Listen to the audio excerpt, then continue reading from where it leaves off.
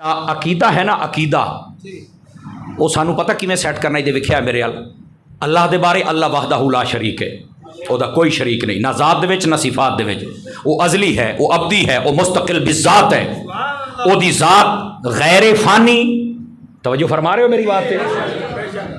بالکل انہوں فنا نہیں ہے غیر حادث لا متناہی کچھ علماء دی زبان میں جملے بول رہے ہیں رب رب ہے ساری کائنات چھوٹی ہے رب دی ذات وڈی سمجھ آ رہی میری ساری کائنات یہ چھوٹی ہے رب دی ذات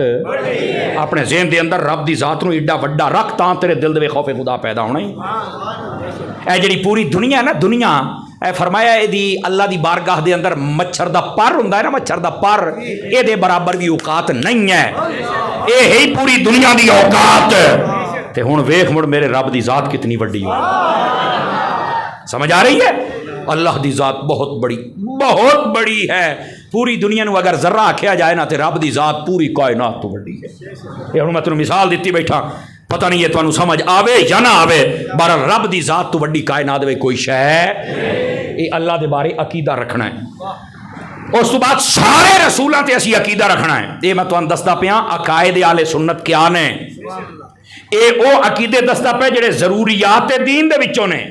ضروریات دین دا مطلب ہوندا بھی کاشا گھٹ جاوے تے بندہ کافر ہو جاندا ہے اللہ دے بارے رسولاں دے بارے سارے رسول برحق نے سارے تے ساڈا ایمان ہے اگرچہ اسی انہاں دا زمانہ نہیں پایا لیکن سانو آرڈر ہے اسی سارے رسولاں تے ایمان رکھنا بھی اللہ دے رسول ہاں آئے نے انہاں اللہ دا پیغام اپنایا ہے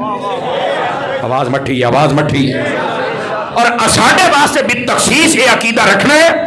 کہ اللہ دے رسولاں دے وچوں جنہاں دا نام اسم گرامی محمد صلی اللہ علیہ وسلم ہے اے اللہ دے آخری رسول نے سب نبیاں تو افضل نے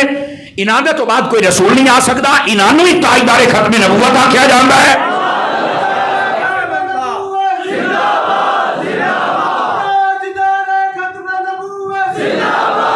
اے تاجدار مدینہ صلی اللہ علیہ وسلم دے بارے عقیدہ رکھنا ہے حضور اللہ دے رسول نے آخری رسول نے آپ تو بعد قیامت آ سکتی پر کوئی نواں رسول نواں نبی نہیں آ سکتا یہ اپنے نبی دے بارے عقیدہ رکھ فرشتیاں دے بارے اسی عقیدہ رکھ فرشتے اللہ دی نورانی مخلوق ہے ٹھیک ہے اسی طرح اسی قبر و حشر تے ایمان رکھنا ہے بھی اسی اگر زندہ ہیں سانو قبر دے وچ بھی جانا ہے اسی مرنا ہے اور اللہ نے قبر دے وچوں سانو قیامت والے جا رہے اٹھانا بھی ہے اس ہر شے تے عقیدہ رکھنا ضروری ہے اگر کوئی آکھے نہیں میں مرن نو مان لینا اٹھیون نو نہیں مندا کافر ہے وہ جو نہیں فرما رہے ایک چیز سے اگر آکے میں نبیاں سارے مانا پر ایک نبی نو نہیں مندا کافر ہے فرشتے نو آکے میں سارے مانا پر ایک فرشتے نو نہیں مندا کافر ہے وہ بولو تے صحیح نہ کسی ایک فرشتے نو ایک نبی نو اگر ایک چیز نو معین کر چھڑے وہ بندہ کافر ہو جائے گا ہر شے نو مننا پہنچی اسی طرح اللہ نے جتنیاں کتاباں نازل فرمائیاں 4 بڑیاں کتاباں باقی کوئی ضعیف بھی ہیں